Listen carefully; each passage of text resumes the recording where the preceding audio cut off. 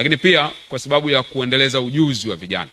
serikali ilidhamini takriban vijana 5,000 kwa kwenda katika mafunzo ya ufundi na ustadi katika vyuo vyetu vya kimaendeleo, ambapo wanafunzi wao walishakwenda katika vyuo hivyo, ikiwa ni sehemu pia ya kuona tunaongeza idadi ya vijana wenye ujuzi pia.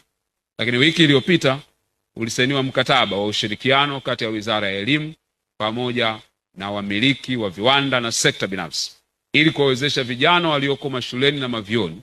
wapate nafasi ya kwenda kufanya mazoezi ya vitendo kwenye makampuni na mashirika ya sekta binafsi kwa utaratibu ambao serikali utauandaa, ili tuondoe ile changamoto ambayo kijana anapotafuta kazi anaulizwa uzoefu. Sasa tunataka tumtengenezee kijana uzoefu akiwa bado yuko chuoni, ili swali hilo liondoke katika masuala ambayo vijana kwamisha.